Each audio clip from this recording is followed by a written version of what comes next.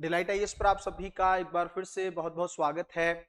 तो यूपीएससी 2026 के लिए आप लोगों का किस तरह का डेली रूटीन अब यहाँ से होना चाहिए।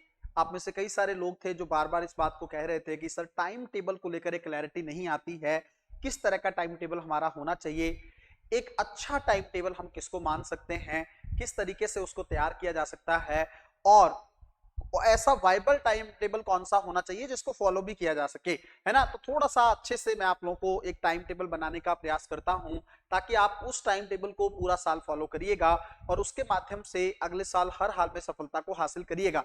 चाहे दो लोग 26 में तैयारी कर रहे हैं, जो 27 में देना चाह रहे हैं, जो 28 में भी देना चाह रहे हैं, इन सबके लिए ये टाइम टेबल बड़ा बेहतरीन हो सकता है।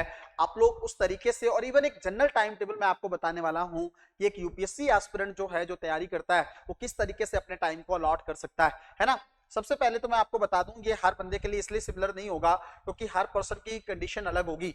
कोई पर्सन ऐसा होगा जो 12 घंटे सारा दिन यूपीएससी ही पढ़ता होगा, कोई व्यक्ति ऐसा होगा जो 6 घंटे ही दे पाता होगा, कोई ऐसे भी होंगे जो 4 घंटे से ज्यादा नहीं दे पाते होंगे, जॉब के चलते या कुछ और इश्यूज भी हो सकते हैं, है ना। तो वो डिपेंड करेगा कि आप किस कैटेगरी में आते हैं। अगर मैं मोटे तौर पर एक जनरल टाइम टेबल बताऊं उस बच्चे के पॉइंट ऑफ व्यू से, ज्यादातर लोग ऐसे हैं जो सेल्फ स्टडी या खुद के माध्यम से ही तैयारी कर रहे हैं, क्लासेस उनके जीवन में शायद हो चुके हैं, 1-2 साल हो चुके हैं। तो अगर कोई व्यक्ति क्लासेस के साथ तैयारी कर रहा है तो उसका टाइम टेबल अलग से रख लीजिएगा, उन टाइम को यहाँ पे नहीं जोड़ना है।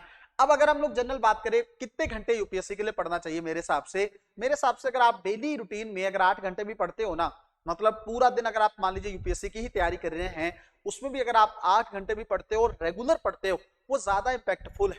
ये नहीं है कि एक दिन 12 घंटे पढ़ लिया, 14 घंटे पढ़ लिया और अगले दिन कुछ पढ़ा ही नहीं, फिर उस चीज का कोई मतलब भी नहीं है ना। तो एक कंसिस्टेंट टाइम टेबल के अकॉर्डिंग अगर मैं आपको बताऊं, 8 से 10 घंटे का जो है शेड्यूल, ये काफी ज्यादा मोर देन इनफ है प्रीलिम्स और मेंस दोनों के लिए। तो सबसे पहले तो अपनी रेंज को तय करिए कि आपको कितने घंटे पढ़ना है। अगर आप लोग क्लास कर रहे हैं साथ में ना, 2-2 घंटे की 2 क्लास हैं, तब आप 6 घंटे एक्स्ट्रा पढ़ते हैं, 6-7 घंटे का भी डेली रूटीन का टाइम रखते हैं अपनी स्टडी के लिए, तब भी मोर देन एनफ है। इसके बाद का टाइम आप अपनी हेल्थ को दे सकते हैं, है ना। थोड़ा सा योग वगैरह करना, थोड़ा फिजिकल एक्सरसाइज वगैरह करना, है ना, थोड़ा घूमने के लिए चले जाना, थोड़ा एंटरटेनमेंट के लिए समय दे देना, इतना आप कर सकते हो। स्पिरिचुअल चीजें भी आप लोग कर सकते हो, बट इतना अगर रेगुलर देते हो अगले साल के लिए, बहुत आसानी से प्रीलिम्स मेंस इंटरव्यू सब कुछ निकल जाएगा। अब इन 8 घंटे के अंदर या 10 घंटे के अंदर आपको क्या करने की जरूरत है। सबसे पहली चीज, कुछ लोगों का सवाल रहता है सर सुबह उठ के पढ़ना चाहिए, रात को पढ़ना चाहिए। वो डिपेंड करता है, देखो आपका को कहाँ पे फोकस ज्यादा बनता है। अगर आपको लगता है कि दिन में आपका रूम ऐसा है जहां पे शोरगुल नहीं होता है, बहुत अच्छे से आप पढ़ पाते हैं, कई लोग दिन में लाइब्रेरी भी करते हैं। अगर आपको लगता है कि मुझे दिन में दिक्कत नहीं होती है, शोर शराबा बस नहीं होना चाहिए, डिस्टर्बेंस नहीं होना चाहिए, तो आप लोग को बहुत अच्छे से दिन में ही पढ़ना चाहिए। और अगर आपको लगता है कि नहीं, दिन के समय तो मैं जॉब करता हूं या दिन में मेरी डिस्टर्बेंस बहुत होती है, मैं सिर्फ रात में पढ़ सकता हूं या पढ़ सकती हूँ, तो आप रात को पढ़ लीजिए, कोई दिक्कत नहीं। बट रात में लॉन्ग टर्म के लिए नहीं पढ़ सकते हैं आप, 4-6 महीने के लिए तो ठीक रहेगा, बट हमेशा के लिए शायद आपको दिक्कत हो सकती है। आपकी बॉडी का स्ट्रक्चर जो है या बॉडी की न्यूक्लियर वॉच जो है वो डिस्टर्ब हो सकती है इस चीज को लेकर, है ना। तो आपको, और यूपीएससी का एग्जामिनेशन भी दिन में होना है, चाहे वो प्रीलिम्स का पेपर हो चाहे वो मेंस के सारे पेपर हो, तो सुबह आपको जल्दी उठना पड़ेगा। तो मेरे हिसाब से सुबह आपको जल्दी उठने का रूटीन रखना चाहिए। और जल्दी का मतलब ये भी नहीं है कि आप सुबह 4-5 बजे उठ जाएं, अगर तो हैं कंफर्टेबल तब तो बहुत बढ़िया है ना। सुबह दिन चढ़ने से पहले आप 2-3 घंटे अगर पढ़ लेते हैं, बहुत बेहतरीन है। बट अगर नहीं पढ़ पा रहे हैं, नहीं उठ पा रहे हैं, तो तब भी प्रेशर नहीं लेना है। 7-8 बजे अपना आराम से उठिए, 9 बजे तक भी आप पढ़ाई करना शुरू करते हैं। अब मैं आपको, वो आपको देखना है कि इस टाइम को आपको कैसे करना है, मैं इस टाइम के अंदर क्या करना है वो चीजें मैं आप लोगों को बता देता हूं। सबसे पहले तो मैं आपको हमेशा से ही कहता रहा हूं कि 2 सब्जेक्ट आपको पैरेलल लेकर चलने हैं, और ये सब्जेक्ट ना प्रीलिम्स और मेंस दोनों के पॉइंट ऑफ व्यू से होने चाहिए, है ना। जैसे आप अगर मान लीजिए पॉलिटी और हिस्ट्री को लेकर चल रहे हैं, तो आपको पता है पॉलिटी प्री में भी है, मेंस में भी है, हिस्ट्री प्री में भी है, मेंस में भी है। तो एक सिंगल सब्जेक्ट आपको ऐसा नहीं ले लेना है जो सिर्फ मेंस में ही, फिर तो आपकी प्रीलिम्स की तैयारी नहीं हो पाएगी। तो पॉलिटी और हिस्ट्री जैसे मान लीजिए 2 सब्जेक्ट आप लें, इन दोनों को इतना अच्छे से तैयार करिए पहले कि इसके अंदर एक भी सवाल आपका गलत ना हो। अगर गलती है तो बस किसी ना किसी अदर कारण से होनी चाहिए, आपकी वजह से या नॉलेज के बेस पे इसमें गलती नहीं होनी चाहिए। इस तरीके से आपको 2 सब्जेक्ट को तैयार करना है। अब इन दोनों सब्जेक्ट को आप कितना कितना टाइम दे सकते हैं, 1.5 घंटे का समय आप दोनों सब्जेक्ट को अगर देंगे तो आपका 3 घंटे का समय जो है इन सब्जेक्ट के लिए चला जाएगा। पहले तैयार करिए, टेस्टिंग आप बाद में भी कर सकते हैं, किसी टेस्ट सीरीज से भी कर सकते हैं, डिलाइट आईएएस के अंतिम प्रहार बैच में जुड़कर भी कर सकते हैं, वो डिपेंड करता है कि आप कैसे करते हैं। दूसरी चीज ये है कि अगर आप चाहते हैं कि आपका ये जो 8 से 10 घंटे का शेड्यूल है, 3 घंटे यहाँ पे चला गया है, उसके बाद आपको क्या करने की जरूरत है? मेरे हिसाब से आपको डेली 2 घंटे इसके अंदर ऑप्शनल को जरूर देने चाहिए, क्योंकि बिना ऑप्शनल के काम नहीं चल पाएगा।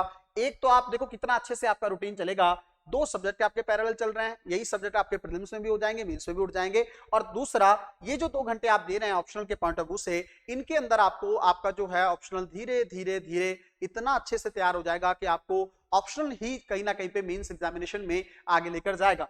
अब देखिए टोटल कितने घंटे चले गए आपके, 3 + 2, इसका मतलब 5 घंटे आपके जा चुके हैं। अब आपको और क्या करना है, आधे घंटे का जो समय है, 30 मिनट्स के आसपास का जो समय है, इसके अंदर ना आपको 2 आंसर लिखने हैं। एक तो आप करिए जो वो सब्जेक्ट लिखे हैं उसमें से किसी एक से, अगर तो 2 आंसर उनके लिख सकते हैं जीएस के और 1 आंसर ऑप्शनल का लिख सकते हैं, तो 10-10 मिनट के अंदर 3 आंसर आपको लिखने की जरूरत है। मेरे हिसाब से थोड़ा उधर से भी 10 मिनट एक्स्ट्रा निकाल सकते हैं आप यहां से और यहां से भी करके, मेरे हिसाब से इन तीनों ही चीजों के एक एक आंसर भी आप लोगों को मेंस के पॉइंट ऑफ व्यू से डेली लिखने की जरूरत। मैं नहीं कहूंगा 8 आंसर लिखो, मैं नहीं कहूंगा जीएस चारों के आंसर लिखो, कोई दिक्कत नहीं, उन 2 सब्जेक्ट का एक एक आंसर लिखो और साथ में 1 आंसर ऑप्शनल का लिख के रख दो, ताकि आपका जो है आंसर राइटिंग भी पैरेलल होता रहे।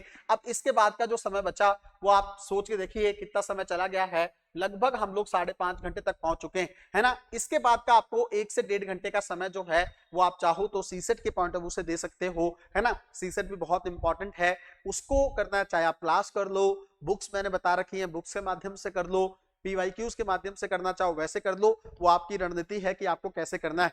पहले तो आपको वो टॉपिक आना चाहिए, नंबर सिस्टम है ना, प्रैक्टिस बाद में होगी, पहले वो टॉपिक आना चाहिए, उसमें कितने तरह के सवाल बनते हैं, कैसे कैसे सवाल यूपीएससी पूछ रहा है, क्लॉक में से कैसे सवाल पूछ रहा है। इसमें भी आप दोनों चीजें पैरेलल मत लो कि मैथ और रीजनिंग एक साथ चलती रहे, नहीं, पहले मैथ को उठाना है मैथ उठा लो, या रीजनिंग को पहले प्रॉपर तरीके से कंप्लीट कर लो, फिर जाके इसी टाइम स्लॉट में आपको सीसेट में मैथ को उठाने की जरूरत। ये चीजें आप कर लीजिए। उसके बाद का जो समय बचता है आप लोग 30 मिनट 40 मिनट 1 घंटा जो भी समय बचता है, उसमें आप लोगों को रिवीजन के पॉइंट ऑफ व्यू से काम करने की जरूरत है कि जो मैंने कल पढ़ा था उसको मैं कैसे करूं, या उसके अंदर थोड़ा मैपिंग को लेकर आप लोग काम कर सकते हैं, वो आपका एक्स्ट्रा टाइम है, जैसे भी आपको अच्छा लगता है आप रिवीजन करो, आप मैपिंग के माध्यम से चीजें देखो, मैप्स देखो आप, है ना, रिवीजन पुरानी चीजों को रिकॉल करो, पीवाईक्यूज को देखना चाहो वो देख लो, वो आप पे डिपेंड करता है। तो मेरे हिसाब से 7 से 8 घंटे के शेड्यूल में, इस शेड्यूल में अगर आप इतना भी कर लेते हैं ना, तब भी आपका बहुत आसानी से, क्यों, क्योंकि जैसे ही 2 सब्जेक्ट वो कंप्लीट होंगे फिर दूसरे 2 सब्जेक्ट आ जाएंगे, वो सारे प्री और मेंस दोनों के पॉइंट ऑफ व्यू से चल रहा है ना। तो प्री मेंस भी आपका चल रहा है, ऑप्शनल भी आपका चल रहा है, प्रीलिम्स भी आप लोगों का चल रहा है, और साथ में आप लोगों का जो है सीसेट का सेगमेंट भी देखने को मिल रहा है, और इसी टाइम शेड्यूल में आपका रिवीजन भी चल रहा है ना। तो अगर इतना भी आप लोग कर लेते हैं, और जैसे कई लोग कहते हैं सर एसए वगैरह को लेकर क्या करने की जरूरत है, तो मैंने तो आपको बोल रखा है कि आप बैच मेरा कर लीजिए। अगर आप हिंदी माध्यम से बिलोंग करते हैं, इंग्लिश मीडियम के बच्चों ने ज्वाइन कर रखा है, तो आप कहाँ ही चीजों को लेकर सोच रहे हैं, तो उस एसए के बैच के माध्यम से आपका एसए बड़ा अच्छे से प्रिपेयर हो जाएगा। लेकिन अगर खुद से भी करना है ना, तो वेट करना होगा जब 2 सब्जेक्ट कंप्लीट होंगे, और संडे वाला जो टाइम शेड्यूल है वो आप एसए कंपलसरी पेपर को देना चाहिए आपको। इंग्लिश कंपलसरी का पेपर अगर हिंदी माध्यम से आप लोग हैं, कई लोग इसमें रह जाते हैं, तो संडे कंप्लीटली जो है आप दीजिए इंग्लिश कंपलसरी को, और साथ में आपके एसए के पेपर को। इस तरीके से आपका कोई भी सेगमेंट नहीं बचेगा। इस डेली रूटीन को अगर आप लोग फॉलो करते हैं, मैं कहता हूं आपको कोई नहीं रख सकता यूपीएससी में, बस कंसिस्टेंट रहना चाहिए, इस रूटीन को नहीं छोड़ना है। छोटा लो बट अच्छे से करो। बड़े बड़े रूटीन बनाने से, बड़ा बड़ा टाइम टेबल बनाने से, 14-14 घंटे 16-16 घंटे डाइवर्ट करने से उससे कुछ नहीं होगा। 1 या 2 दिन से ज्यादा उसको फॉलो नहीं कर पाएंगे, उससे इसका कोई मतलब नहीं है, फिर डिमोरलाइज आप लोग हो जाएंगे। मिलते हैं अगली वीडियो में, तब तक अपना ध्यान रखें, अपनी पढ़ाई को बहुत अच्छे तरीके से करते रहें। बहुत बहुत धन्यवाद।